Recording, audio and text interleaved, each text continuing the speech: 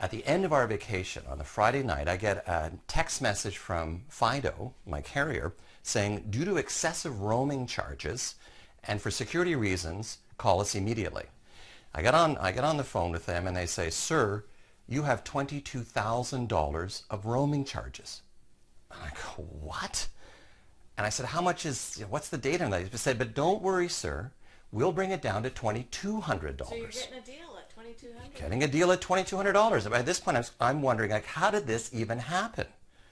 I was on airplane mode. How did this happen? We got no messages other than when you shut my phone down after the fact. Turns out my son, and I made a mistake here as his father, and he made a mistake. He turned off the airplane mode and was watching YouTube videos. Now, if I was a Telus subscriber, they would have shut my phone down at $200, and I'd be having a very different conversation with my son. You wouldn't be on TV. I wouldn't be on TV. I wouldn't be here. If Fido was just reasonable about it, I'd pay the amount, and that'd be the end of it. It's certainly taken me weeks to get over this, and I talked to a number of people about it. At least every second person talks about a roaming charge bill shock, and talks about the contracts, and talks about frustrating waits on the phone. And they, as far as I'm concerned, they're purposely doing this. It was a shock factor. I mean, when I heard $22,000 and my son happened to hear $22,000, again, he went into a fetal position and was crying.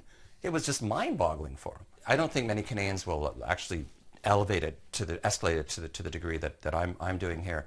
But one of the reasons I'm doing it is that this is just wrong and unfair business practices. And I think the public needs to know it. Certainly I know it now, and I'm going to protect myself in future. I would rather be cut off, and then I'm the one that makes the decision. Suppose somebody had stolen my iPhone. It wasn't my son just watching some YouTube. Stolen my iPhone, and that was going on for a number of days. Am I stuck with a $100,000 bill with no recourse?